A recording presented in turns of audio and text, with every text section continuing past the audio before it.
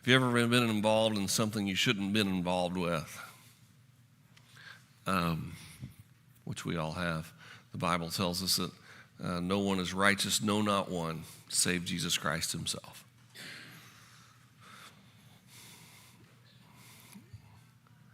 For some people, like when my grandfather quit smoking, just throw that out there, he told me he put the pack of cigarettes in the drawer where it would always be there, and he never smoked again. But how many people know that whatever kind of habit we're into, which a lot of them are a lot worse than smoking, for sure, but whatever habit we're into, we're habitual people, even when we are enlightened and we see the path and we know that that's the way we want to go and the way that we ought to go, truth is, we're probably going to go back and do that a few times. And for a lot of people, it's crushing. You know, have you ever been on a diet and tried to lose some weight, and then one night, you know, it just seemed like the world hit you on the shoulders, and you finish the fridge off. There's nothing left. It's like, well, I guess I blew that one. It happens. In our sin life, it's the same. And we would like to say, you know, because Jesus is in my life and I love Jesus, I'll never, ever, ever do that again. And that's what he tells us to do. You know, he says to one person caught in their sin, he said, go and sin no more. He didn't mean go back and sin a little bit. He meant go and sin no more. Don't do that. Quit it. All right?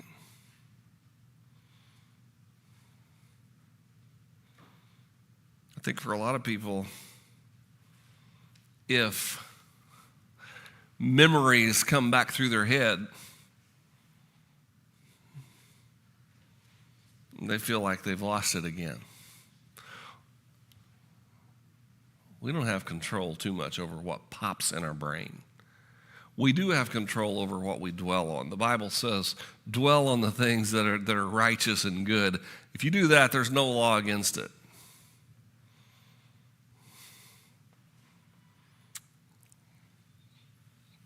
But I believe in the teachings of our Jesus. It's one day at a time. It's one step at a time. And we're getting better.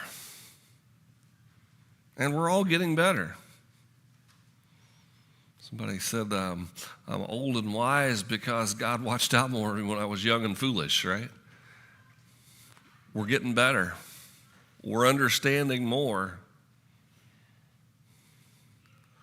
We don't fall for traps that we used to fall for. We fall for some new ones. We don't fall exactly for the old ones. One preacher put it to me this way. We have to put our old self on a cross. And it's going to die for a long time. And while it's up there, it's going to cry out to us and say, hey, this isn't fun. Let me down again, just for a little while. Don't you remember? The memory's coming back. Don't you remember all the good times we had? And our mind will fool us sometimes, and we do remember those good times we had. We don't always remember the consequences or the effects, and how it wasn't really making us as happy as we thought it would. It was really just destroying us from the inside out.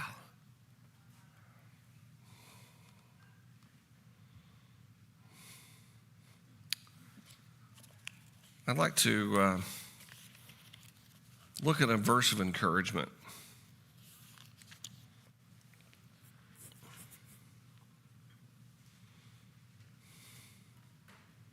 And I'm in Matthew 18.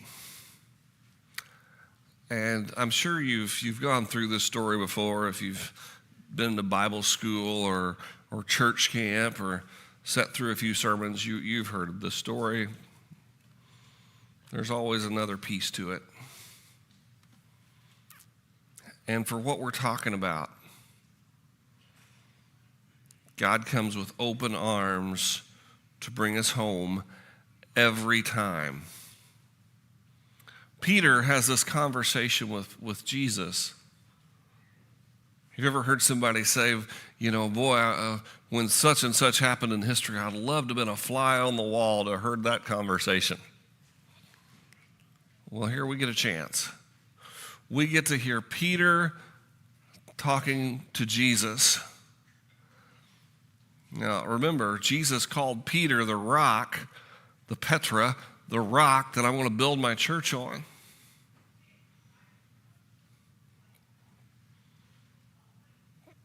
Peter had a massive responsibility, and he had to, some people talk about learning by drinking from the fire hose. He had to take it in. 3 years is a long time, but when you talk about all the things that he had to learn in 3 years, it's pretty short. Peter had a question to Jesus about forgiveness. And following the Jewish tradition, the question was,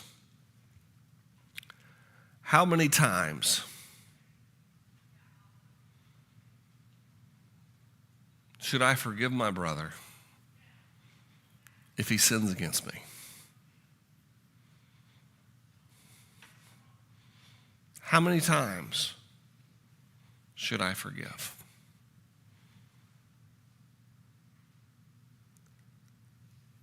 Peter was being generous.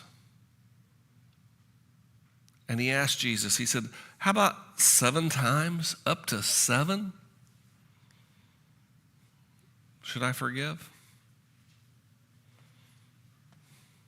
7's a lot.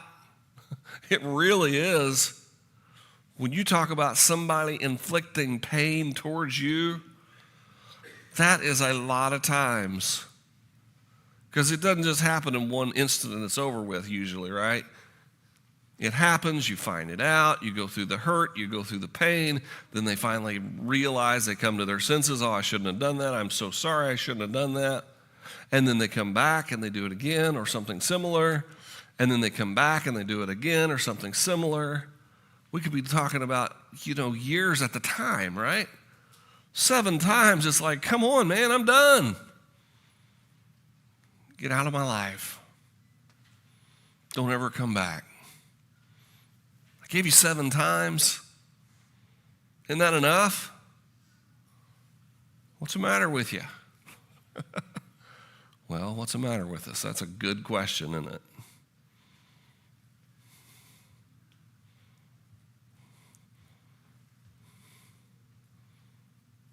Jesus said to Peter, I do not say to you up to 7 times, but up to 70 times 7. Now, I'm pretty good at keeping a little book of when things happened and what date and what time and what the weather conditions were like when they happened. It's come to save my bacon many, many, many times. When folks say, do you remember such and such? If it was something I knew I needed to keep record of, I have it. I have learned a couple things over the last 30 years. Took me a day or 6. But I'm not going to have that on my record book.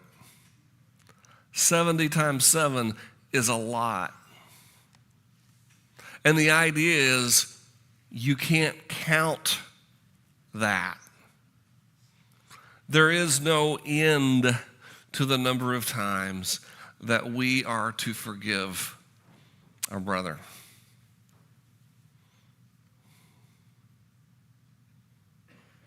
And there's all kinds of things about that it's healing for them, it's healing for you.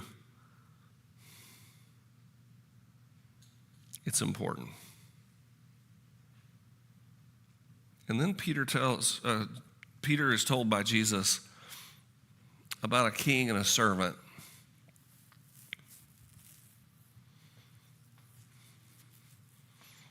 A servant owed the king a huge sum.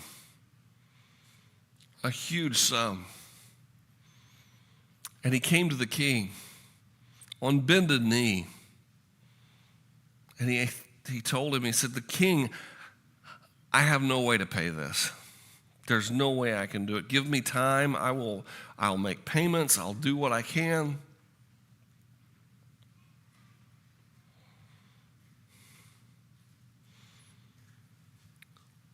The master of the servant was moved with compassion and released him and forgave his debts. That's verse 27.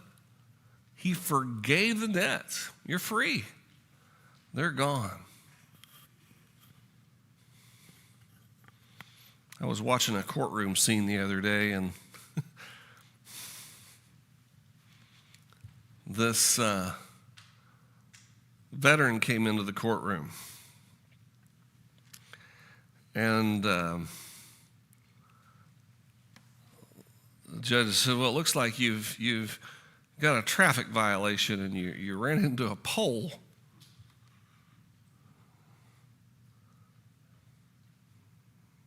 He said, yes. He said, but Your Honor, he said, I've driven for over 80 years and I've never had a ticket until that day. And he said, I noticed you had a hat when you came in. You're a veteran. He said, yeah, I was in the Pacific. He said, what years? 43 to 46. He said, oh, you're not just a veteran. You're part of the greatest generation. He said, yes, I served.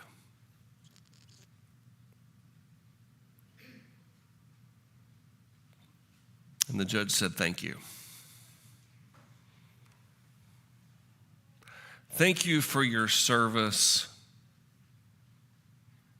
He said, how old are you, by the way? He was over 100.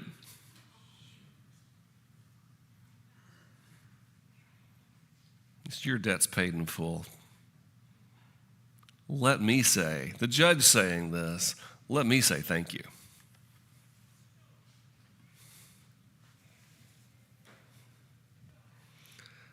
This person came before a king owing millions of dollars, what in today's terms would be. And the king said, you're forgiven.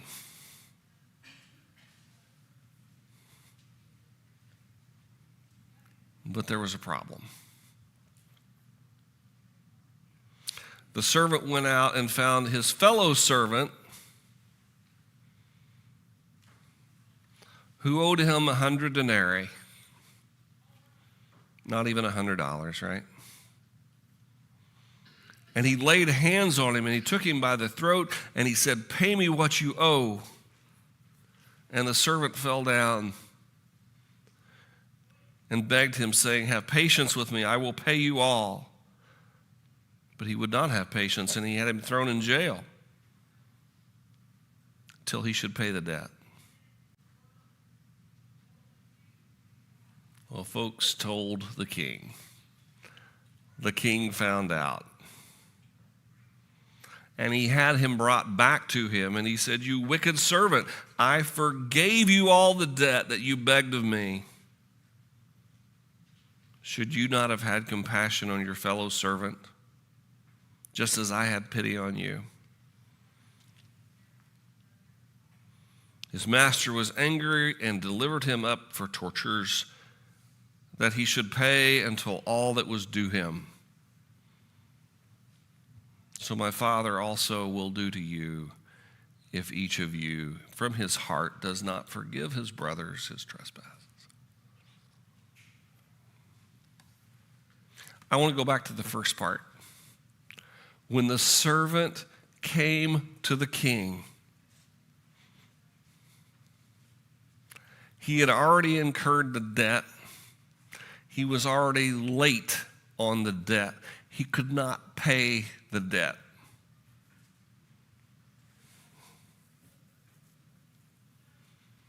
The master had compassion on his servant. What did Jesus say about forgiveness? Not once, not twice, not 7 times, but 77 times 7. I go through this not for the fear of what will happen to us if we don't forgive one another, which we should, and that's a whole different lesson. What I want you to understand today is that when you stumble, God forgives. When you fall down, God forgives.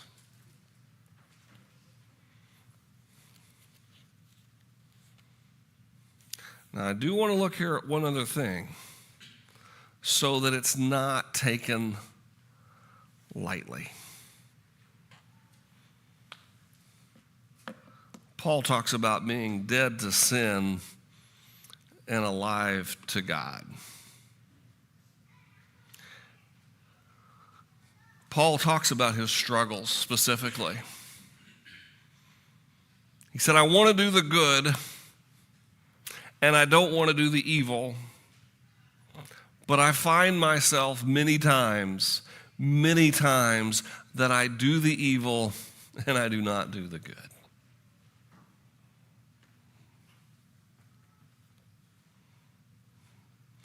It's a reproach to himself, but it's a healing balm to me.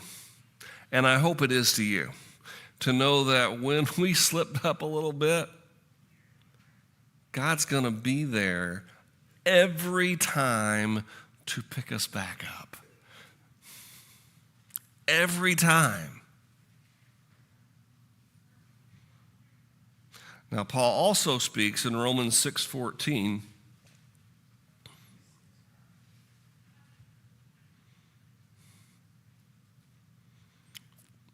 Sin shall not have dominion over you, for you are not under the law, but under grace.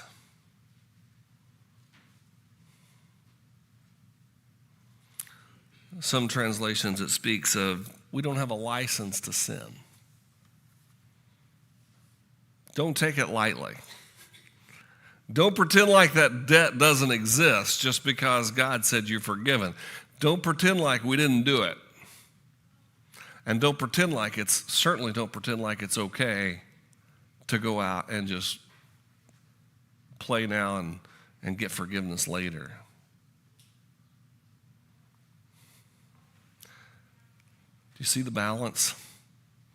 Rex Hudson used to talk about balancing the equation. Balance the equation. Understand that sin equals death. It will kill us physically and spiritually. I remember when I was in school, there were a bunch of kids that go around and say, thou shalt not, thou shalt not. It's kind of fun. They said they take all the fun stuff out with a thou shalt not.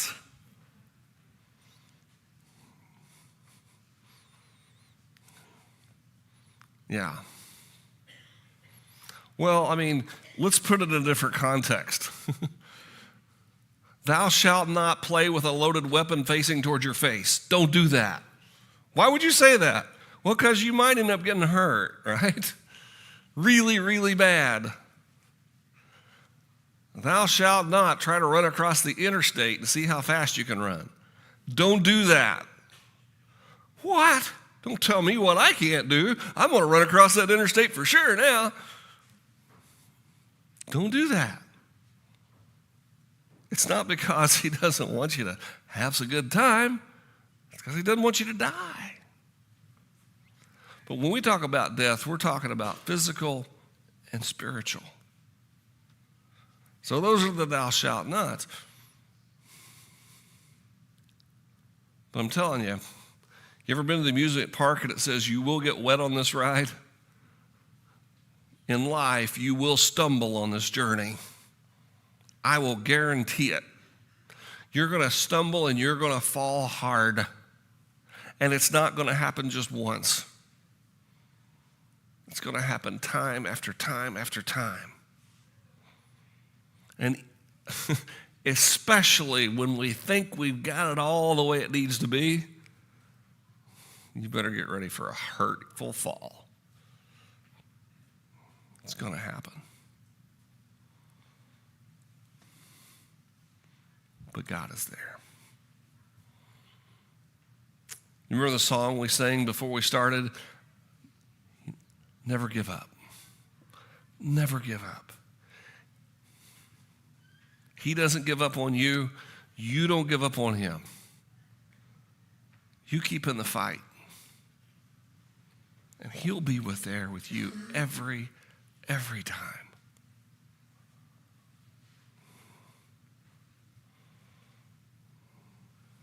You know, the Word is one of these crazy things. It's alive. It speaks to our troubles right where they are. And on one hand, it admonishes. It tells us, don't do this. Why would you do this? If you do this, you're in trouble. And then in the same breath, it says, when you do this, I'm here for you. And I'm not giving up on you. I'm with you till the end, and we're going to get this thing. We're going to get it. We're going to whip it, and we're going to make it through. Jesus called his disciples. He was our God. He is our God. Called his disciples to that one room. And I believe in the institution of the Lord's Supper, it was an understanding that I'm teaching you now. The Word is with you. But every time we share in communion, we're reminded that the Spirit of Jesus is still with us. It's still with us. Jesus gave thanks and he broke the bread. He said, take, eat. This is my body, which is broken for you. Do this in remembrance of me. And in the same manner, he also took the cup after supper. He said, this cup is the new covenant of my blood. And you know what his blood does, right? It washes away our sins. This do you as often as you drink it. Drink it in remembrance of me. For as often as you eat of this bread and you drink of this cup, you proclaim the Lord's death until he comes. He came back. He's coming back again. If we could have those who have been assigned to come and help. Daniel, I'd ask for you to pray over the communion this morning.